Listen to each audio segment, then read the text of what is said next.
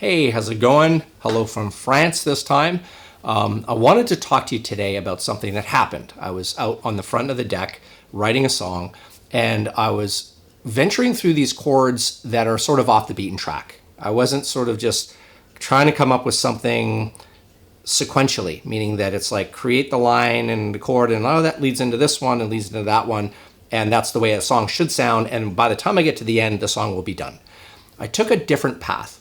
I started off with something that just sounded cool to me. Created a chord, created a line that I thought sounded really good. Then I kept at that off the beaten track. I took the rocky road. I went way out and just started going after sounds and connections that I thought sounded good, knowing full well that it wouldn't be the very end of the song at all. It would be something that was a work in progress, and I would accumulate all these ideas. And then once those ideas were accumulated and inspired, right, because they're going to propagate themselves much more than if I had taken the direct route, right? There's only wrong turns when you take the direct route. Off the beaten track, every turn can be an interesting turn. You don't, know what you're going to run into. So I accumulated many more ideas that I thought were good by taking that path, and then started to refine it back towards the common ground.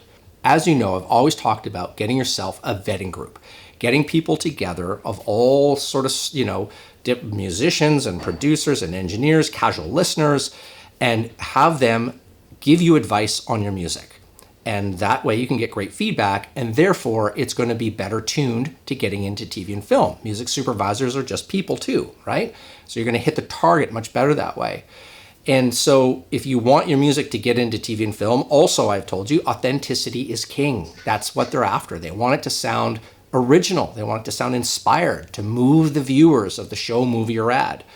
So all I wanted to do was to talk about your vetting group and when it's time to show them your work. You want to show your work to them before it's finished. But if you take the path I took, if you take that rocky road and you go off into the woods there, you don't want them to come in too soon. You don't want your vetting group to come in and look at that and say, what the heck is that? And start shooting down your ideas, and then you start getting discouraged and start dumbing down your music. You want to follow your inspiration, and you want to do that and keep it to yourself. You want to stitch it together. It's like in a kitchen, If you're a sous chef in a kitchen making a sauce, you can present it to the chef because they understand every aspect of it. They know every stage, and they're going to easily be able to tell you what you should be doing at different stages.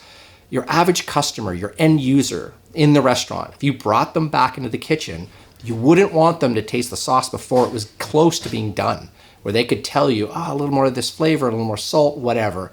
And so that is really what I'm encouraging you to do. It's kind of a two-way piece of advice. It's like, don't present it to them before it's done, but also I'm saying that because I'm encouraging you sometimes to take the rocky road, to go way off, way outside the box, with what you're doing.